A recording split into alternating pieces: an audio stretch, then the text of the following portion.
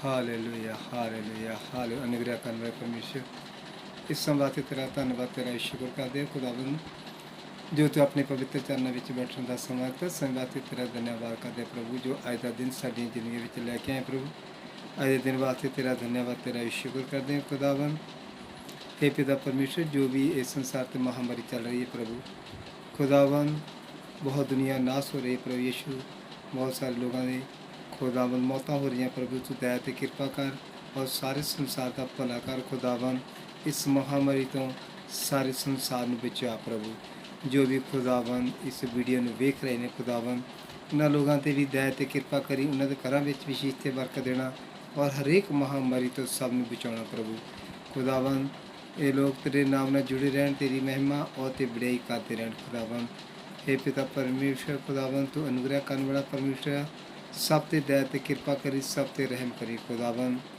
हे जिंदगी परमेश्वर पिता खुदावन तो अपने बच्चों दी दुआवां ते प्रार्थना सुन बड़ा परमेश्वर खुदावन हरेक बाबा बीमारी तो अपने लोगों बचा के रखी और अपनी महिमा सब ते प्रगट करी खुदावन तू महिमा दे जोग है खुदावन हे खुदावन तू अनुग्रह करने वाला परमेश्वर है तू अपने बच्चे दी दुआवां ते प्रार्थना सुन बड़ा परमेश्वर प्रभु तू सब संसार का भला करी खुदावन सब की अगुवाई ते कृपा करी और सब बलस्कार खुदावन और अपनी महिमा सब ते प्रगट कर खुदावन और तेरी पवित्र अपनी सामर्थ्य इस जगह के कार्य करे खुदावन जो भी अज का वचन है खुदावन अज का वचन सब वास्ते आशीष का कान हो बरकत का कान हो प्रभु खुदावन तेरे पवित्र आत्मा खुदावन साड़ी अगुवाई करे प्रभु असी बोलन बड़े न होइए तेरा पवित्र आत्मा ही साड़ी अगुवाई करे खुदावन तेरी ब्लैसिंग नहीं चाहने तेरी सामर्थ्य नहीं चाहने खुदावन हे खुदावन असी अपने आप ने भी तेरे किला वाले हाथों में सुपुर्द कर रहे हैं प्रभु और तेरी ब्लैसिंग नहीं चाहने हैं खुदावन और साड़ी अगुवाई ते कृपा कर इस वचन ते सुन बड़े भी आशीष देना खुदावन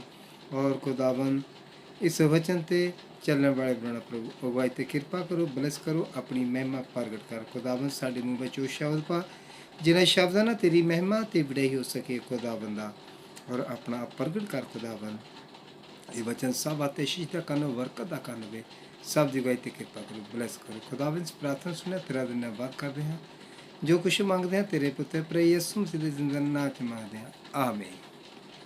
हुण आपां अज वचन वेखते हाँ असली जीवन पहला थिमोथियुस 6 अध्याय की जब 6 अध्याय पढ़ते हाँ वचन दे विच लिखिया है पर संतोख नाल भगती है तां वड्डी खट्टी है क्यों जो असां जगत विच नाल कुछ नहीं लिआंदा अते ना असी उस विचों कुछ लै जा सकते हाँ पर जदों सानू भोजन वस्त्र मिलिया होया है तां साडे लई इहो बथेरा है पर वो जेड़े धनवान बनना चाहुंदे हन सो परतावे अते फाही विच अते बहुतियां मूर्खपुणियां दियां अते नुकसान करन वालियां विषयां विच पैंदे हन जो मनुख नूं तबाही अते नाश दे समुंदर विच डोब दिंदे हन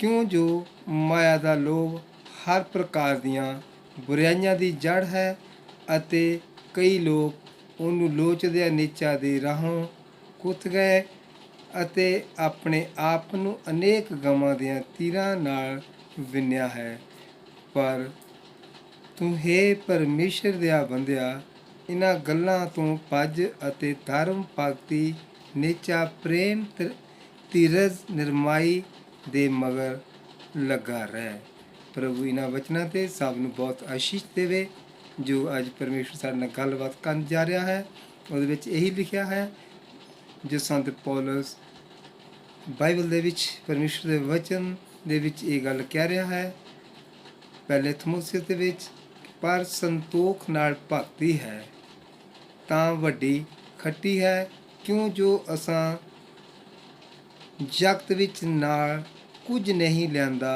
अते ना असी उस विच कुछ लै जा सकते हाँ आपां पहले वचन वेखांगे पर संतोख नाल भगती है तां वड्डी खट्टी है ते साडी जो भगती है कि असी उस भगती नूं किस तरह करते हाँ उस भगती ਜੇਕਰ ਅਸੀਂ ਕਰਦੇ ਹਾਂ ਤੇ ਉਸ ਦੀ ਵੱਡੀ ਖੱਟੀ ਕੀ ਹੈ, ਉਹ ਜੋ ਵੱਡੀ ਖੱਟੀ ਵੱਡਾ ਮੁਨਾਫਾ ਹੈ ਤੇ ਉਹ ਕਿਸ ਤਰ੍ਹਾਂ ਦਾ ਹੁੰਦਾ ਹੈ, ਤੇ ਅਸੀਂ ਉਸ ਪਰਮੇਸ਼ਰ ਦੇ ਰਾਜ ਵਿੱਚ ਇਸ ਭਗਤੀ ਨੂੰ ਕਰਨ ਦੇ ਵਸੀਲੇ ਹੀ ਜਾ ਸਕਦੇ ਹਾਂ। ਆਪਾਂ ਥੋੜ੍ਹਾ ਜਿਹਾ ਇਸ ਵਚਨ 'ਤੇ ਗੌਰ ਕਰਦੇ ਹਾਂ। ਜਿਸ ਹਾਲਾਤਾਂ ਵਿੱਚ ਪਰਮਾਤਮਾ ਸਾਨੂੰ ਰੱਖਦਾ ਹੈ, ਉਸ ਹਾਲ ਵਿੱਚ ਹੀ ਸਾਨੂੰ ਰਹਿਣਾ ਚਾਹੀਦਾ ਹੈ। ਜੇਕਰ ਅਸੀਂ ਉਸ ਪਰਮਾਤਮਾ ਦੀ ਭਗਤੀ ਕਰਦੇ ਹਾਂ ਤਾਂ ਸਾਡੇ ਅੰਦਰ ਸਹਿਨਸ਼ੀਲਤਾ ਹੋਣੀ ਬਹੁਤ ਹੀ ਜ਼ਰੂਰੀ ਹੈ। ਜੇਕਰ ਸਾਡੇ ਅੰਦਰ ਸਹਿਨਸ਼ੀਲਤਾ ਨਹੀਂ, ਫਿਰ ਕੁਝ ਵੀ ਨਹੀਂ ਹੈ, ਕਿਉਂਕਿ ਪਰਮੇਸ਼ਰ ਵੀ ਸਾਨੂੰ ਸਾਡੇ ਅੰਦਰ ਇਹੀ ਗੁਣ ਭਰਨਾ ਚਾਹੁੰਦਾ ਹੈ। ਕਿਉਂਕਿ ਜਦੋਂ ਅਸੀਂ ਭਗਤੀ ਕਰਦੇ ਹਾਂ ਤੇ ਪਰਮੇਸ਼ਰ ਸਾਡੇ ਜੀਵਨ ਨੂੰ ਬਦਲੀ ਕਰਦਾ ਹੈ। ਜੋ ਸਾਡੇ ਅੰਦਰ ਬੁਰਾਈਆਂ ਨੇ ਤੇ ਉਹਨਾਂ ਬੁਰਾਈਆਂ ਨੂੰ ਪਰਮੇਸ਼ਰ ਕੱਢਦਾ ਹੈ ਤੇ ਔਰ ਪਵਿੱਤਰਤਾਈ ਦਾ ਜੀਵਨ ਸਾਨੂੰ ਦਿੰਦਾ ਹੈ। ਤੇ ਪ੍ਰਭੂ ਦੇ ਕੰਮਾਂ ਵਿੱਚ ਅੱਗੇ ਵਧਣ ਦੀ ਸਾਨੂੰ ਜ਼ਰੂਰਤ ਹੈ। ਸਾਡੇ ਅੰਦਰ ਧਾਰਮਿਕਤਾ ਹੋਣੀ ਜ਼ਰੂਰੀ ਹੈ, ਸਾਡੇ ਅੰਦਰ ਪ੍ਰੇਮ ਭਾਵਨਾ ਹੋਣੀ ਚਾਹੀਦੀ ਹੈ, ਸਾਡੇ ਅੰਦਰ ਸੇਵਾ ਭਾਵਨਾ ਹੋਣੀ ਚਾਹੀਦੀ ਆ। ਫਿਰ ਹੀ ਅਸੀਂ ਉਸ ਪ੍ਰਭੂ ਦੇ ਕੰਮਾਂ ਦੇ ਵਿੱਚ ਅੱਗੇ ਵੱਧ ਸਕਦੇ ਹਾਂ। ਜੇਕਰ ਸਾਡੇ ਅੰਦਰ ਇਹਨਾਂ ਚੀਜ਼ਾਂ ਦੀ ਭੁੱਖ ਪਿਆਸ ਨਹੀਂ ਤੇ ਫਿਰ ਸਾਡੇ ਅੰਦਰ ਕੁਝ ਵੀ ਨਹੀਂ ਹੈ। ਜੇਕਰ ਸਾਨੂੰ ਭੁੱਖ ਲੱਗਦੀ ਹੈ ਤੇ ਅਸੀਂ ਰੋਟੀ ਖਾਂਦੇ ਹਾਂ। ਸਰੀਰ ਨੂੰ ਤੰਦਰੁਸਤ ਰੱਖਣ ਵਾਸਤੇ ਅਸੀਂ ਅੱਛਾ ਭੋਜਨ ਖਾਂਦੇ ਹਾਂ। ਤੇ ਇਸ ਤੋਂ ਇਲਾਵਾ ਜੇਕਰ ਸਾਡੀ ਆਤਮਾ ਨੂੰ ਭੁੱਖ ਲੱਗਦੀ ਹੈ ਤੇ ਅਸੀਂ ਉਸ ਦੇ ਵਿੱਚ ਉਸ ਦੀ ਮਹਿਮਾ, ਉਸ ਪਰਮੇਸ਼ਰ ਦੀ ਮਹਿਮਾ ਔਰ ਉਸ ਦੀ ਵਡਿਆਈ ਕਰਦੇ ਹਾਂ ਤੇ ਉਸ ਪਰਮਾਤਮਾ ਦੇ ਨਾਲ ਆਪਣੇ ਰਿਸ਼ਤੇ ਨੂੰ ਅੱਛਾ ਬਣਾਉਂਦੇ ਹਾਂ। ਜਦੋਂ ਅਸੀਂ ਉਸ ਦੇ ਨਾਲ ਰਿਸ਼ਤਾ ਅੱਛਾ ਬਣਾਉਂਦੇ ਹਾਂ ਤੇ ਉਹ ਪਰਮੇਸ਼ਰ ਵੀ ਖੁਸ਼ ਹੁੰਦਾ ਹੈ ਕਿ ਸੱਚਮੁੱਚ ਜੇਕਰ ਮੈਂ ਇਹਨਾਂ ਨੂੰ ਇਸ ਸੰਸਾਰ 'ਤੇ ਭੇਜਿਆ ਹੈ ਤੇ ਇਹ ਮੇਰੇ ਧੀਆਂ ਤੇ ਪੁੱਤਰ ਨੇ ਤੇ ਇਹ ਮੇਰੀ ਮਹਿਮਾ ਔਰ ਮੇਰੀ ਵਡਿਆਈ ਕਰਦੇ ਨੇ। ਪਰਮੇਸ਼ਰ ਵੀ ਇਸ ਗੱਲ ਤੋਂ ਬੜਾ ਪ੍ਰਸੰਨ ਹੁੰਦਾ ਹੈ ਕਿ ਸੱਚਮੁੱਚ ਜਿਸ ਕੰਮ ਵਾਸਤੇ ਮੈਂ ਇਹਨਾਂ ਨੂੰ ਸੰਸਾਰ 'ਤੇ ਭੇਜਿਆ ਹੈ ਕਿ ਸੰਸਾਰ ਦੇ ਵਿੱਚ ਰਹਿੰਦਿਆਂ ਹੋਇਆ ਮੇਰਾ ਨਾਮ ਲੈਂਦੇ ਨੇ, ਮੇਰੀ ਮਹਿਮਾ ਔਰ ਮੇਰੀ ਵਡਿਆਈ ਕਰਦੇ ਨੇ। ਪਰਮੇਸ਼ਰ ਵੀ ਇਹੀ ਚਾਹੁੰਦਾ ਹੈ। ਉਸ ਦੇ ਵਚਨ ਦਾ ਪ੍ਰਚਾਰ ਕਰਨ ਦੀ ਵੀ ਇੱਛਾ ਹੋਣੀ ਚਾਹੀਦੀ, ਉਸ ਦੀਆਂ ਗੱਲਾਂ ਦੂਸਰੇ ਤੱਕ ਪਹੁੰਚਾਉਣ ਦੀ ਜ਼ਰੂਰਤ ਹੈ। ਆਪਣੇ ਆਪ ਨੂੰ ਪਵਿੱਤਰਤਾਈ ਵਿੱਚ ਰੱਖਣ ਦੀ ਵੀ ਜ਼ਰੂਰਤ ਹੈ। ਜੇਕਰ ਅਸੀਂ ਆਪਣੇ ਆਪ ਨੂੰ ਪਵਿੱਤਰਤਾਈ ਦੇ ਵਿੱਚ ਨਹੀਂ ਰੱਖਾਂਗੇ ਤੇ ਫਿਰ ਵੀ ਅਸੀਂ ਉਸ ਪਰਮੇਸ਼ਰ ਦੀ ਭਗਤੀ ਕਰਦਿਆਂ ਹੋਇਆਂ ਤੇ ਉਹ ਭਗਤੀ ਪਰਮੇਸ਼ਰ ਮਨਜ਼ੂਰ ਨਹੀਂ ਕਰੇਗਾ। ਪਰਮੇਸ਼ਰ ਦੇ ਵਚਨ 'ਚ ਲਿਖਿਆ ਹੈ, ਪ੍ਰਭੂ ਨੇ ਕਿਹਾ ਮੈਂ ਪਵਿੱਤਰ ਹਾਂ ਤੇ ਤੁਸੀਂ ਵੀ ਪਵਿੱਤਰ ਹੋਵੋ। ਕਿਉਂਕਿ ਜੇਕਰ ਅਸੀਂ ਪਵਿੱਤਰਤਾਈ ਦੇ ਨਾਲ ਉਸ ਪਰਮੇਸ਼ਰ ਦੀ ਭਗਤੀ ਕਰਾਂਗੇ ਤੇ ਪਰਮੇਸ਼ਰ ਖੁਸ਼ ਹੋਵੇਗਾ। ਤੇ ਫਿਰ ਪ੍ਰਭੂ ਨੇ ਕਿਹਾ ਮੈਂ ਜਿੱਥੇ ਜਾਂਦਾ ਹਾਂ ਮੈਂ ਤੁਹਾਡੇ ਵਾਸਤੇ ਘਰ ਤਿਆਰ ਕਰਨ ਜਾਂਦਾ, ਮੈਂ ਪਿਤਾ ਦੇ ਕੋਲ ਜਾਂਦਾ ਹਾਂ, ਤੁਹਾਡੇ ਵਾਸਤੇ ਘਰ ਤਿਆਰ ਕਰਨ ਜਾ ਰਿਹਾ ਹਾਂ। ਘਰ ਤਿਆਰ ਤਾਂ ਹੀ ਸਾਡੇ ਵਾਸਤੇ ਹੋਣਗੇ, ਤਾਂ ਹੀ ਉਸ ਘਰ ਦੇ ਵਿੱਚ ਰਹਿ ਸਕਾਂਗੇ ਜੇਕਰ ਅਸੀਂ ਉਸ ਪਰਮੇਸ਼ਰ ਦੀ ਭਗਤੀ ਕਰਾਂਗੇ, ਉਸ ਪਰਮੇਸ਼ਰ ਦੇ ਨਾਮ ਨਾਲ ਜੁੜਾਂਗੇ ਤੇ ਉਸ ਪਰਮੇਸ਼ਰ ਦੀ ਹੀ ਮਹਿਮਾ ਤੇ ਵਡਿਆਈ ਕਰਾਂਗੇ। ਨਹੀਂ ਤਾਂ ਜੋ ਪ੍ਰਭੂ ਨੇ ਸਾਡੇ ਵਾਸਤੇ ਘਰ ਦੀ ਗੱਲ ਕੀਤੀ ਹੈ ਤੇ ਉਸ ਘਰ ਦੇ ਵਿੱਚ ਅਸੀਂ ਕਦੇ ਵੀ ਪ੍ਰਵੇਸ਼ ਕਦੇ ਹੋ ਨਹੀਂ ਸਕਦੇ। ਜੇਕਰ ਅਸੀਂ ਭਗਤੀ ਵੀ ਕਰੀ ਜਾਂਦੇ, ਬੁਰੇ ਕੰਮ ਵੀ ਕਰੀ ਜਾਂਦੇ ਹੋ, ਪਰਮੇਸ਼ਰ ਨੂੰ ਇਸ ਤਰ੍ਹਾਂ ਦੀ ਭਗਤੀ ਪਸੰਦ ਨਹੀਂ ਹੈ। ਉਸ ਪ੍ਰਭੂ ਪਰਮੇਸ਼ਰ ਦਾ ਨਾਮ ਸਿਮਰਨ ਕਰਨ ਦੀ ਜ਼ਰੂਰਤ ਹੈ। ਪਾਪਾਂ ਤੋਂ ਦੂਰ ਰਹਿਣ ਦੀ ਜ਼ਰੂਰਤ ਹੈ। ਜਦੋਂ ਅਸੀਂ ਉਸ ਪ੍ਰਭੂ ਪਰਮੇਸ਼ਰ ਦੀ ਭਗਤੀ ਕਰਦੇ ਹਾਂ ਤਾਂ ਪਰਮੇਸ਼ਰ ਆਤਮਕ ਤੇ ਸ਼ਾਂਤੀ ਦੇ ਨਾਲ ਸਾਨੂੰ ਪਰਮੇਸ਼ਰ ਭਰਦਾ ਹੈ, ਸਾਡੇ ਅੰਦਰ ਆਤਮਕ ਸ਼ਾਂਤੀ ਦਿੰਦਾ ਹੈ, ਆਤਮਕ ਆਨੰਦ ਦਿੰਦਾ ਹੈ। ਉਹ ਜੋ ਆਨੰਦ ਹੈ ਸੰਸਾਰਿਕ ਆਨੰਦ ਤੋਂ ਬਹੁਤ ਹੀ ਪਰੇ ਹੈ। ਅਸੀਂ ਸੰਸਾਰ ਦੇ ਵਿੱਚ ਜੇਕਰ ਕੋਈ ਚੀਜ਼ ਖਰੀਦਦੇ ਹਾਂ, ਥੋੜ੍ਹੇ ਸਮੇਂ ਬਾਅਦ ਤੇ ਸਾਨੂੰ ਉਸ ਚੀਜ਼ ਦਾ ਆਨੰਦ ਹੁੰਦਾ ਹੈ, ਥੋੜ੍ਹੇ ਸਮੇਂ ਦੀ ਖੁਸ਼ੀ ਹੁੰਦੀ ਹੈ, ਉਸ ਤੋਂ ਬਾਅਦ ਉਹ ਸੰਸਾਰਿਕ ਚੀਜ਼ਾਂ ਦੇ ਨਾਲ ਅਸੀਂ ਸਦਾ ਖੁਸ਼ ਰਹਿ ਨਹੀਂ ਸਕਦੇ। ਮਿਸਾਲ ਦੇ ਤੌਰ 'ਤੇ ਜਦੋਂ ਅਸੀਂ ਕੋਈ ਵੀ ਚੀਜ਼ ਖਰੀਦਦੇ ਹਾਂ, ਮੰਨ ਲਓ ਕਿ ਅਸੀਂ ਗੱਡੀ ਖਰੀਦ ਲਈ ਹੈ, ਸਾਨੂੰ ਕੁਝ ਸਮੇਂ ਬਾਅਦ ਤੇ ਬੜੀ ਖੁਸ਼ੀ ਹੁੰਦੀ ਹੈ ਕਿ ਅਸੀਂ ਚੀਜ਼ ਨੂੰ ਖਰੀਦ ਲਿਆ ਹੈ। ਉਸ ਤੋਂ ਬਾਅਦ ਵਿੱਚ ਫਿਰ ਸਾਨੂੰ ਪੈਟਰੋਲ ਵਾਸਤੇ ਪੈਸੇ ਚਾਹੀਦੇ ਨੇ, ਫਿਰ ਇੰਸ਼ੋਰੈਂਸ ਆ ਗਏ। ਇਸ ਤਰ੍ਹਾਂ ਜਦੋਂ ਹੁੰਦਾ ਕਈ ਵਾਰੀ ਪੈਸਾ ਨਹੀਂ ਹੁੰਦਾ, ਇੰਸ਼ੋਰੈਂਸ ਆ ਜਾਂਦੀ ਹੈ ਤੇ ਫਿਰ ਬੰਦਾ ਕਹਿੰਦਾ ਯਾਰ ਹੁਣ ਇੰਨੇ ਪੈਸੇ ਮੈਂ ਕਿੱਥੋਂ ਲਵਾਂ ਤੇ ਆਪਣੇ ਹੁਣ ਕਿੱਥੋਂ ਪੈਸਾ ਲਵਾਂ, ਕੀ ਕਰਾਂ ਮੈਂ, ਕਿ ਉਸ ਵੇਲੇ ਕਈ ਵਾਰ ਤੰਗੀ ਆ ਜਾਂਦੀ ਹੈ। ਤੇ ਉਹ ਚੀਜ਼ਾਂ ਕਹਿਣ ਦਾ ਭਾਵ ਹੈ ਉਹ ਚੀਜ਼ਾਂ ਸਾਨੂੰ ਕਦੇ ਵੀ ਸੰਸਾਰਿਕ ਚੀਜ਼ਾਂ ਕਦੇ ਵੀ ਸਾਨੂੰ ਸਦਾ ਦਾ ਆਨੰਦ ਔਰ ਖੁਸ਼ੀ ਨਹੀਂ ਦੇ ਸਕਦੀਆਂ। ਸਿਰਫ ਪਰਮੇਸ਼ਰ ਦਾ ਨਾਮ ਹੀ ਹੈ ਜੋ ਸਾਨੂੰ ਸਦਾ ਵਾਸਤੇ ਆਨੰਦ ਰੱਖ ਸਕਦਾ ਹੈ, ਆਤਮਕ ਖੁਸ਼ੀ ਤੇ ਆਨੰਦ ਨਾਲ ਭਰਦਾ ਹੈ। ਜਦੋਂ ਪਰਮੇਸ਼ਰ ਦਾ ਆਨੰਦ ਸਾਡੇ ਅੰਦਰ ਆ ਜਾਂਦਾ ਹੈ, ਉਸ ਦੀ ਖੁਸ਼ੀ ਆ ਜਾਂਦੀ ਹੈ। ਚਾਹੇ ਅਸੀਂ ਗਰੀਬੀ ਦੀ ਹਾਲਤ ਵਿੱਚ ਵੀ ਹਾਂ ਤਾਂ ਵੀ ਅਸੀਂ ਸਦਾ ਖੁਸ਼ ਰਹਿੰਦੇ ਹਾਂ, ਉਸ ਦੀ ਰਜ਼ਾ ਦੇ ਵਿੱਚ ਰਹਿੰਦੇ ਹਾਂ, ਕਿਉਂਕਿ ਪਰਮੇਸ਼ਰ ਦੀ ਰਜ਼ਾ ਹੀ ਸਾਨੂੰ ਸਾਡਾ ਇੱਕ ਵੱਡਾ ਆਨੰਦ ਹੈ। ਤਾਂ ਪਰਮੇਸ਼ਰ ਆਤਮਿਕ ਸ਼ਾਂਤੀ ਅਤੇ ਆਨੰਦ ਨਾਲ ਭਰਦਾ ਹੈ। ਜਦੋਂ ਅਸੀਂ ਸੰਸਾਰਿਕ ਤੌਰ 'ਤੇ ਮਿਹਨਤ ਕਰਦੇ ਹਾਂ ਤਾਂ ਪਰਮਾਤਮਾ ਸੰਸਾਰਿਕ ਜ਼ਰੂਰਤਾਂ ਨੂੰ ਪੂਰੀਆਂ ਕਰਦਾ ਹੈ। ਜਦੋਂ ਅਸੀਂ ਆਤਮਿਕ ਤੌਰ 'ਤੇ ਪਰਮੇਸ਼ਰ ਨਾਲ ਆਪਣੇ ਆਪ ਨੂੰ ਜੋੜਦੇ ਹਾਂ ਤਾਂ ਪਰਮੇਸ਼ਰ ਉਸ ਦੇ ਬਦਲੇ ਸਾਨੂੰ ਆਤਮਿਕ ਆਨੰਦ ਨਾਲ ਭਰਦਾ ਹੈ। ਉਹ ਆਨੰਦ ਜੋ ਸੰਸਾਰਿਕ ਆਨੰਦ ਤੋਂ ਉੱਪਰ ਹੈ। ਪਰਮੇਸ਼ਰ ਸਾਨੂੰ ਉਹ ਆਨੰਦ ਦਿੰਦਾ ਹੈ ਜੋ ਆਨੰਦ ਇਸ ਸੰਸਾਰ ਵਿੱਚ ਉਹ ਆਨੰਦ ਨਹੀਂ ਹੈ। ਕਿਸੇ ਵਸਤੂ ਦੇ ਨਾਲ ਅਸੀਂ ਉਹ ਆਨੰਦ ਖਰੀਦ ਨਹੀਂ ਸਕਦੇ, ਜੋ ਕਿ ਪਰਮੇਸ਼ਰ ਸਾਨੂੰ ਉਹ ਭਗਤੀ ਕਰਨ ਦੇ ਨਾਲ, ਜਦੋਂ ਅਸੀਂ ਉਸ ਦੇ ਨਾਮ ਦੇ ਨਾਲ ਜੁੜਦੇ ਹਾਂ ਤੇ ਉਹ ਆਪਣੇ ਆਨੰਦ ਤੇ ਬੜੀ ਖੁਸ਼ੀ ਦੇ ਨਾਲ ਸਾਨੂੰ ਭਰ ਦਿੰਦਾ ਹੈ। ਉਹ ਜੋ ਖੁਸ਼ੀ ਹੈ, ਆਤਮਿਕ ਖੁਸ਼ੀ, ਉਹੀ ਮਹਿਸੂਸ ਕਰ ਸਕਦਾ ਹੈ ਜੋ ਉਸ ਦਾ ਆਨੰਦ ਲੈਂਦਾ ਹੈ। ਸਾਨੂੰ ਆਨੰਦ ਨਾਲ ਭਰਦਾ ਹੈ ਉਹ ਆਨੰਦ ਜੋ ਸੰਸਾਰਿਕ ਆਨੰਦ ਤੋਂ ਉੱਪਰ ਹੈ। ਜਦੋਂ ਸਾਨੂੰ ਇਹ ਆਨੰਦ ਮਿਲਣਾ ਸ਼ੁਰੂ ਹੋ ਜਾਵੇਗਾ ਤਾਂ ਸੰਸਾਰੀ ਆਨੰਦ ਸੰਸਾਰਿਕ ਖੁਸ਼ੀਆਂ ਸਭ ਫਿੱਕੀਆਂ ਪੈ ਜਾਂਦੀਆਂ ਨੇ। ਜਦੋਂ ਸਾਡਾ ਰਿਸ਼ਤਾ ਉਸ ਪ੍ਰਭੂ ਨਾਲ ਵਧੀਆ ਬਣ ਜਾਵੇਗਾ, ਉਦੋਂ ਹੀ ਇਹ ਆਤਮਿਕ ਆਨੰਦ ਆਉਣਾ ਸ਼ੁਰੂ ਹੋ ਜਾਵੇਗਾ। ਸਾਨੂੰ ਆਪਣੇ ਆਪ ਨੂੰ ਵੇਖਣਾ ਪਏਗਾ ਕਿ ਮੇਰਾ ਰਿਸ਼ਤਾ ਉਸ ਪ੍ਰਭੂ ਦੇ ਨਾਲ ਕਿਸ ਤਰ੍ਹਾਂ ਦਾ ਹੈ, ਮੈਂ ਉਸ ਪ੍ਰਭੂ ਦੇ ਨਾਲ ਆਪਣਾ ਰਿਸ਼ਤਾ ਕਿਸ ਤਰ੍ਹਾਂ ਦਾ ਬਣਾਇਆ ਹੋਇਆ। ਜਦ ਤੇ ਸਾਡਾ ਰਿਸ਼ਤਾ ਉਸ ਪ੍ਰਭੂ ਦੇ ਨਾਲ ਠੀਕ ਨਹੀਂ ਹੈ ਤੇ ਅਸੀਂ ਉਸ ਪ੍ਰਭੂ ਦੀ ਭਗਤੀ ਨਹੀਂ ਕਰ ਸਕਦੇ। ਵਿਖਾਵੇ ਦੀ ਭਗਤੀ ਤਾਂ ਕਰ ਸਕਦੇ ਹਾਂ ਜਦ ਤੇ ਅਸੀਂ ਅੰਦਰੂਨੀ ਤੌਰ 'ਤੇ ਉਸ ਪਰਮੇਸ਼ਰ ਦੇ ਨਾਲ ਅੰਦਰੂਨੀ ਪਿਆਰ ਨੇ, ਦਿਲ ਦੀ ਗਹਿਰਾਈ ਤੋਂ ਉਸ ਪਰਮੇਸ਼ਰ ਦੇ ਨਾਲ ਪਿਆਰ ਨਹੀਂ ਕਰਦੇ, ਦਿਲ ਦੀ ਗਹਿਰਾਈ ਦੇ ਨਾਲ ਉਸ ਦਾ ਸਿਮਰਨ ਨਹੀਂ ਕਰਦੇ, ਉੱਥੇ ਉਸ ਦੀ ਭਗਤੀ ਅਸੀਂ ਕਦੇ ਕਰ ਨਹੀਂ ਸਕਦੇ। ਉਹ ਭਗਤੀ ਕਦੇ ਕਬੂਲ ਨਹੀਂ ਹੋ ਸਕਦੀ ਜਦ ਤੇ ਦਿਲ ਦੀ ਗਹਿਰਾਈ ਤੋਂ ਉਸ ਪਰਮੇਸ਼ਰ ਦਾ ਨਾਮ ਲਵਾਂਗੇ, ਉਹਦਾ ਸਿਮਰਨ ਕਰਾਂਗੇ, ਉਸ ਦੀ ਇਬਾਦਤ ਕਰਾਂਗੇ ਤੇ ਪਰਮੇਸ਼ਰ ਫਿਰ ਹੀ ਖੁਸ਼ ਹੋਵੇਗਾ। ਸਾਨੂੰ ਆਪਣੇ ਆਪ ਨੂੰ ਵੇਖਣਾ ਪਏਗਾ ਕਿ ਮੇਰਾ ਰਿਸ਼ਤਾ ਉਸ ਪ੍ਰਭੂ ਨਾਲ ਕਿਸ ਤਰ੍ਹਾਂ ਦਾ ਹੈ। ਫਿਰ ਹੀ ਸੰਤੋਖ ਨਾਲ ਭਗਤੀ ਹੈ, ਫਿਰ ਹੀ ਉਸ ਭਗਤੀ ਤੋਂ ਅਸੀਂ ਕੁਝ ਹਾਸਲ ਕਰ ਸਕਦੇ ਹਾਂ। ਫਿਰ ਹੀ ਉਸ ਭਗਤੀ ਦੇ ਮੁਨਾਫੇ ਦਾ ਸਾਨੂੰ ਪਤਾ ਲੱਗੇਗਾ।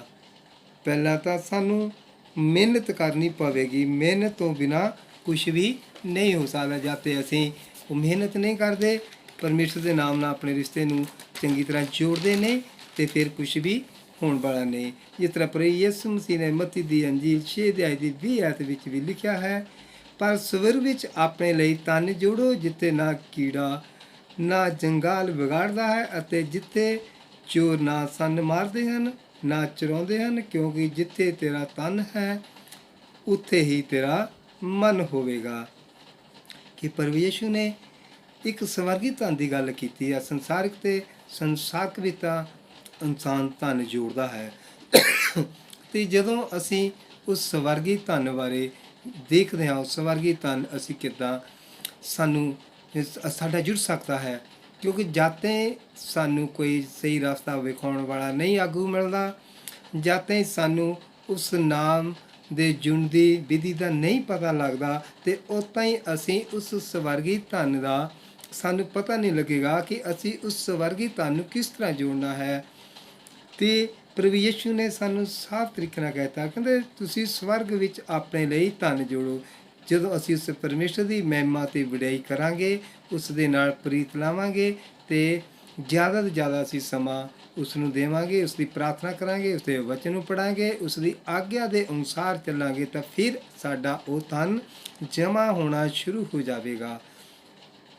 ਤੇ ਜਦੋਂ ਉਹ ਧਨ ਜਮ੍ਹਾਂ ਹੋਵੇਗਾ ਤੇ ਉਸ ਧਨ ਨੂੰ ਕੋਈ ਵੀ ਚੋਰੀ ਕਰ ਨਹੀਂ ਸਕਦਾ। ਸੰਸਾਰਿਕ ਧਨ ਤਾਂ ਚੋਰੀ ਹੋ ਸਕਦਾ ਹੈ, ਸੰਸਾਰਿਕ ਧਨ ਦਾ ਸਾਨੂੰ ਖਤਰਾ ਹੋ ਸਕਦਾ ਕਿ ਸਾਡੇ ਘਰ ਕੋਈ ਡਾਕਾ ਨਾ ਮਾਰ ਦੇਵੇ, ਸਾਡੇ ਘਰ ਚੋਰੀ ਨਾ ਹੋ ਜਾਵੇ, ਕੋਈ ਚੁਰਾ ਕੇ ਨਾ ਲੈ ਜਾ ਸਕੇ। ਤੇ ਜਿਹੜਾ ਸਵਰਗੀ ਧਨ ਹੈ, ਸਵਰਗੀ ਧਨ ਨੂੰ ਕੋਈ ਵੀ ਚੁਰਾ ਕੇ ਨਹੀਂ ਲਿਜਾ ਸਕਦਾ। ਇਹ ਸਵਰਗੀ ਧਨ ਇਹ ਪਰਮੇਸ਼ਰ ਦੀ ਹਜ਼ੂਰੀ ਵਿੱਚ ਜਮ੍ਹਾਂ ਹੋ ਜਾਂਦਾ ਹੈ।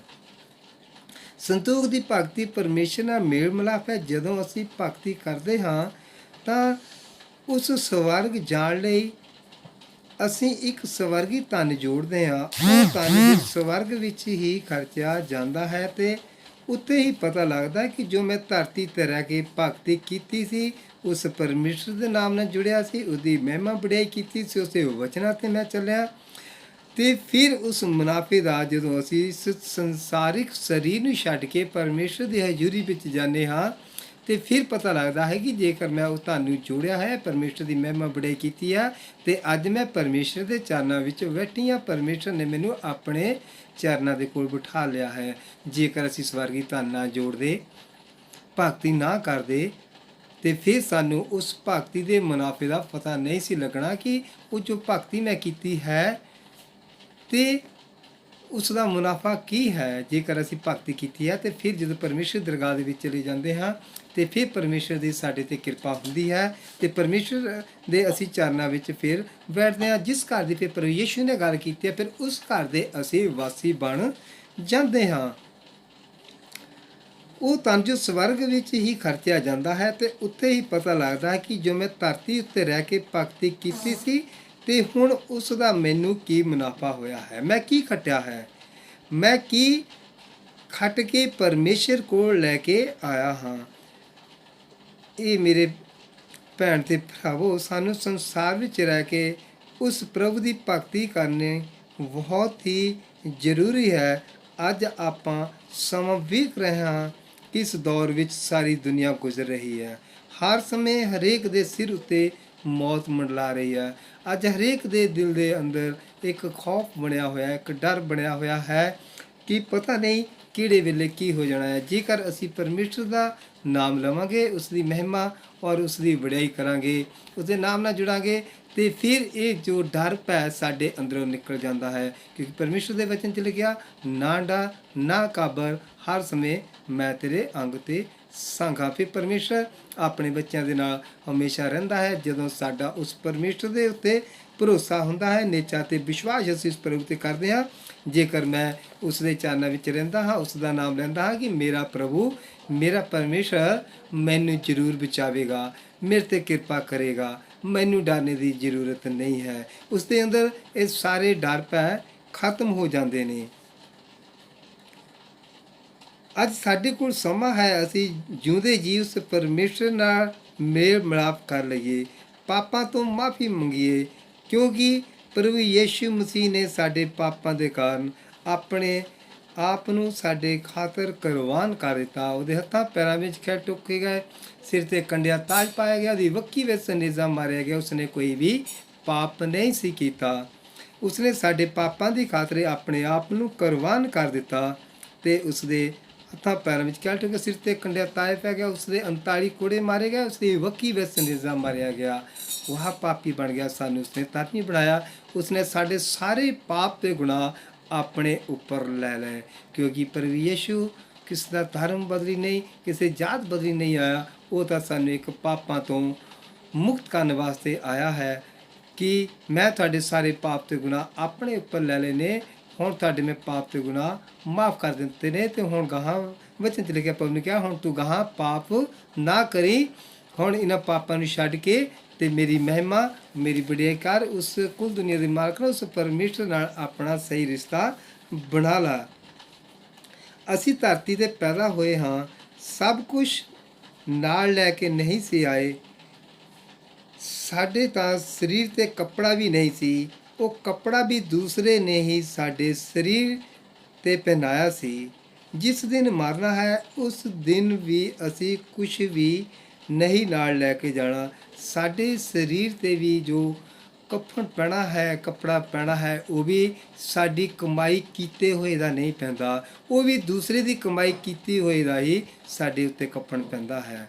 ਆਪਾਂ ਸਭ ਵੇਖਦੇ ਹਾਂ, ਤੇ ਆਪਾਂ ਬਹੁਤ ਸਾਰੀਆਂ ਮੌਤਾਂ ਵੇਖਦੇ ਹਾਂ ਕਿ ਜਦੋਂ ਵੀ ਇਨਸਾਨ ਮਰਦਾ ਹੈ ਕਿ ਉਸ ਦਾ ਕਫਨ ਦੂਸਰਾ ਹੀ ਇਨਸਾਨ ਖਰੀਦਦਾ ਹੈ। ਜੋ ਵੀ ਉਸਨੇ ਸੰਸਾਰ ਦੇ ਉੱਤੇ ਇਕੱਠਾ ਕੀਤਾ ਸੀ, ਉਸ ਦੇ ਵਿੱਚੋਂ ਕੁਝ ਵੀ ਨਾਲ ਨਹੀਂ ਲੈ ਕੇ ਗਿਆ।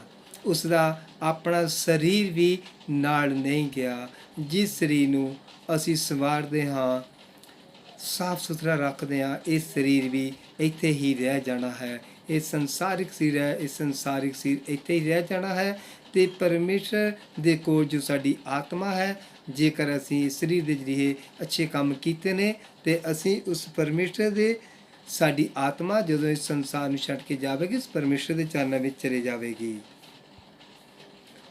ਮਰਨ ਸਮੇਂ ਕੁਝ ਵੀ ਨਹੀਂ ਨਾਲ ਜਾਣਾ। ਜਿੰਨਾ ਮਰਜ਼ੀ ਸੰਸਾਰਿਕ ਚੀਜ਼ਾਂ ਇਕੱਠੀਆਂ ਕਰ ਲਈਏ, ਮਰਨ ਦੇ ਸਮੇਂ ਵੀ ਜੋ ਕਫਨ ਉੱਪਰ ਪੈਣਾ ਹੈ ਉਹ ਵੀ ਆਪਣੇ ਪੈਸਿਆਂ ਦਾ ਨਹੀਂ ਖਰੀਦਿਆ ਜਾਣਾ। ਉਹ ਵੀ ਬੰਦਾ ਦੂਸਰੇ ਦੇ ਪੈਸਿਆਂ ਦਾ ਹੀ ਖਰੀਦਿਆ ਉੱਪਰ ਉਸਦੇ ਪੈਂਦਾ ਹੈ। ਸਿਕੰਦਰ ਬਾਦਸ਼ਾਹ ਵੀ, ਉਸਨੇ ਵੀ ਬਹੁਤ ਕੁਝ ਇਕੱਠਾ ਕੀਤਾ ਸੀ ਤੇ ਜਦੋਂ ਉਹ ਮਰਿਆ ਤੇ ਉਸਨੇ ਕਿਹਾ ਜਦੋਂ ਮੈਂ ਮਰਾਂਗਾ ਤੇ ਮੇਰੇ ਹੱਥ ਮੇਰੀ ਅਰਥੀ ਤੋਂ ਬਾਹਰ ਕੱਢ ਦੇਣੇ ਨੇ, ਕਿ ਲੋਕ ਵੇਖ ਲੈਣ ਮੈਂ ਇੰਨਾ ਕੁਝ ਇਕੱਠਾ ਕੀਤਾ ਹੈ ਤੇ ਮੈਂ ਖਾਲੀ ਹੱਥ ਆਇਆ ਤੇ ਮੈਂ ਖਾਲੀ ਹੱਥ ਹੀ ਜਾ ਰਿਹਾ ਹਾਂ। ਜੇਕਰ ਪਰਮੇਸ਼ਰ ਸਾਨੂੰ ਰੋਟੀ ਕੱਪੜਾ ਤੇ ਸਾਰੀਆਂ ਜ਼ਰੂਰਤਾਂ ਨੂੰ ਪੂਰਾ ਕਰੀ ਜਾਂਦਾ ਹੈ ਤਾਂ ਇਸ ਵਿੱਚ ਹੀ ਸਬਰ ਰੱਖਣਾ ਚਾਹੀਦਾ ਹੈ। ਜਿੱਥੇ ਪਰਮੇਸ਼ਰ ਨੇ ਸਾਨੂੰ ਰੱਖਿਆ ਹੈ, ਬਸ ਉਸ ਹਾਲ ਵਿੱਚ ਹੀ ਸਾਨੂੰ ਉਸ ਦਾ ਧੰਨਵਾਦ ਕਰਨ ਦੀ ਜ਼ਰੂਰਤ ਹੈ। ਜੇਕਰ ਪਰਮੇਸ਼ਰ ਨੇ ਅੱਜ ਸਾਡੀਆਂ ਜ਼ਰੂਰਤਾਂ ਨੂੰ ਪੂਰਾ ਕੀਤਾ ਹੈ ਤੇ ਆਉਣ ਵਾਲੇ ਸਮੇਂ ਵਿੱਚ ਵੀ ਉਹੀ ਪਰਮੇਸ਼ਰ ਸਾਡੀਆਂ ਜ਼ਰੂਰਤਾਂ ਨੂੰ ਪੂਰੀਆਂ ਕਰੇਗਾ, ਕਿਉਂਕਿ ਵਚਨ 'ਚ ਲਿਖਿਆ ਹੈ, ਤੂੰ ਕਿਸੇ ਗੱਲ ਦੀ ਚਿੰਤਾ ਨਾ ਕਰ, ਸਾਰੀ ਚਿੰਤਾ ਤੂੰ ਮੇਰੇ 'ਤੇ ਛੱਡ ਦੇ। ਪ੍ਰਭੂ ਯਿਸੂ ਨੇ ਕਿਹਾ ਸਾਰੀ ਚਿੰਤਾ ਤੂੰ ਮੇਰੇ 'ਤੇ ਛੱਡ ਦੇ, ਮੈਂ ਤੇਰੀ ਚਿੰਤਾ ਲੈ ਰਿਹਾ ਹਾਂ, ਮੈਂ ਤੈਨੂੰ ਉਸ ਚਿੰਤਾ ਤੋਂ ਆਜ਼ਾਦ ਕਰ ਰਿਹਾ ਹਾਂ।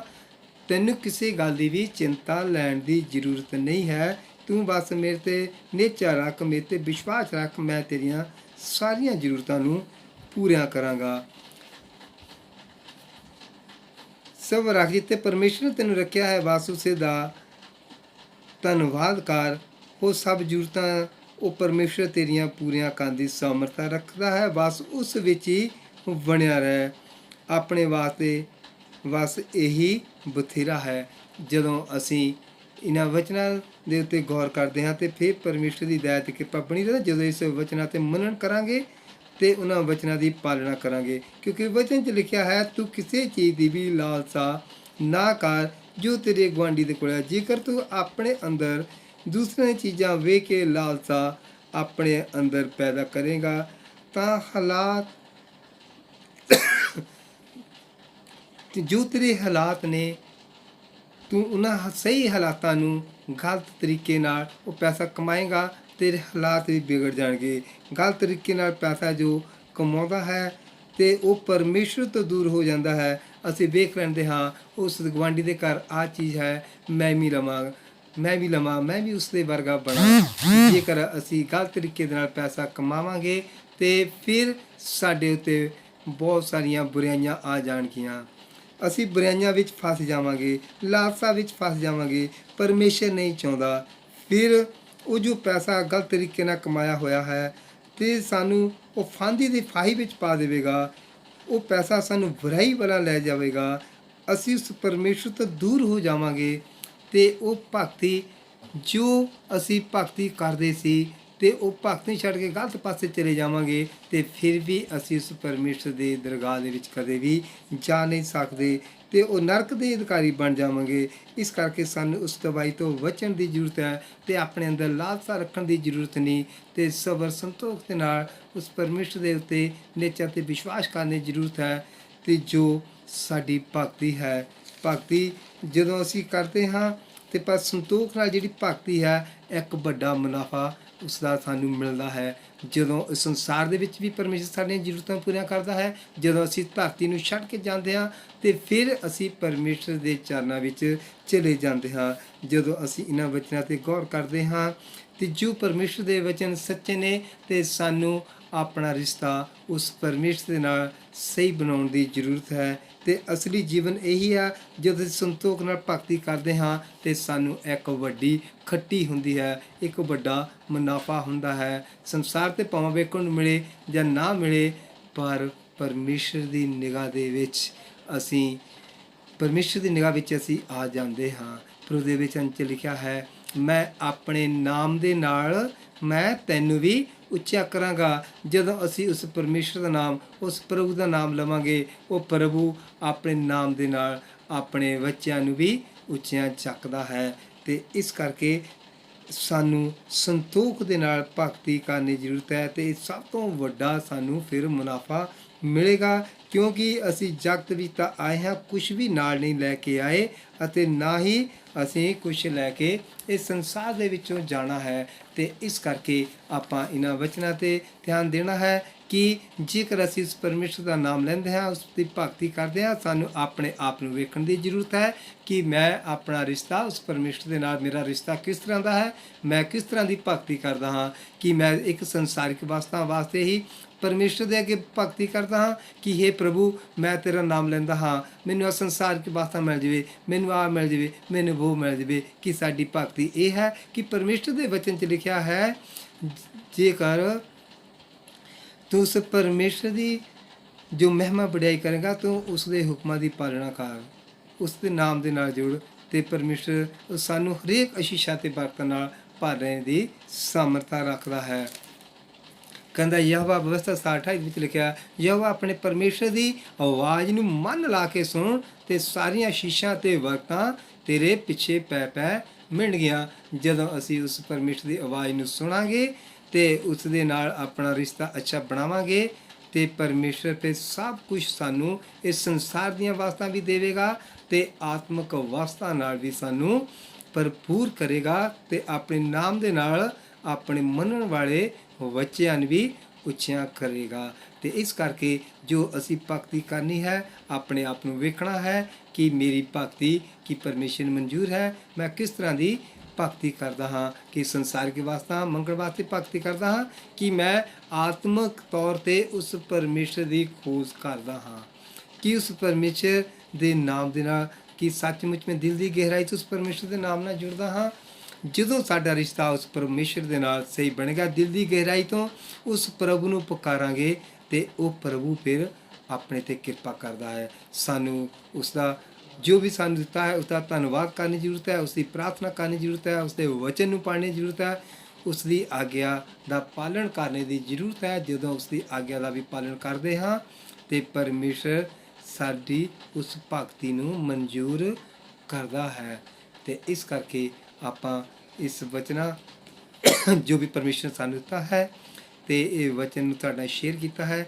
ਇਸ ਵਚਨਾਂ ਦੇ ਜਿਹੜੇ ਪਰਮੇਸ਼ਰ ਸਾਨੂੰ ਬਹੁਤ ਵੱਡੀ ਆਸ਼ੀਸ਼ ਦੇਵੇ, ਅਤੇ ਇਹ ਵਚਨ ਤੁਹਾਡੇ ਹਿਰਦਿਆਂ ਦੇ ਅੰਦਰ ਕੰਮ ਕਰੇ, ਔਰ ਬਹੁਤ ਸਾਰਾ ਫਲ ਲੈ ਕੇ ਆਵੇ।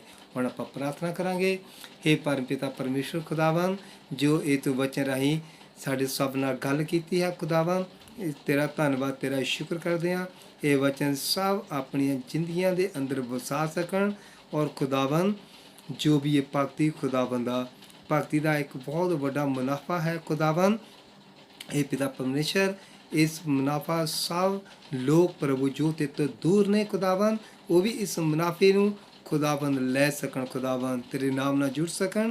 ਇਹ ਖੁਦਾਵੰਦ ਤੇਰੀ ਦਇਆ ਤੇ ਕਿਰਪਾ ਸਭ ਸੰਸਾਰ 'ਤੇ ਹੋਵੇ ਪ੍ਰਭੂ। ਜੋ ਵੀ ਇਸ ਵੀਡੀਓ ਨੂੰ ਵੇਖ ਰਹੇ ਨੇ ਖੁਦਾਵੰਦ, ਉਹਨਾਂ ਲੋਕਾਂ 'ਤੇ ਵੀ ਤੇਰੀ ਬਹੁਤ ਵੱਡੀ ਆਸ਼ੀਸ਼ ਹੋਵੇ ਪ੍ਰਭੂ। ਉਹ ਵਚਨ ਸਾਰਿਆਂ ਦੇ ਹਿਰਦਿਆਂ ਦੇ ਅੰਦਰ ਕੰਮ ਕਰੇ ਖੁਦਾਵੰਦ, ਸਭ ਦੀ ਅਗਵਾਈ 'ਤੇ ਕਿਰਪਾ ਕਰੀ, ਸਭ ਨੂੰ ਬਲੈਸ ਕਰ, ਔਰ ਆਪਣੀ ਮਹਿਮਾ ਸਭ 'ਤੇ ਪ੍ਰਗਟ ਕਰ। ਅਗਵਾਈ 'ਤੇ ਕਿਰਪਾ ਕਰੋ ਖੁਦਾਵੰਦ। ਇਸ ਪ੍ਰਾਰਥਨਾ ਸੁਣਿਆ ਤੇਰਾ ਧੰਨਵਾਦ ਕਰਦੇ ਹਾਂ। ਜੋ ਕੁਛ ਮੰਗਦੇ ਹਾਂ ਤੇਰੇ ਪੁੱਤਰ ਪ੍ਰਭੂ ਯਿਸੂ ਮਸੀਹ ਦੇ ਨਾਮ ਨਾਲ, ਆਮੀਨ। ਸਭ ਨੂੰ ਜੈ ਮਸੀਹ ਦੀ।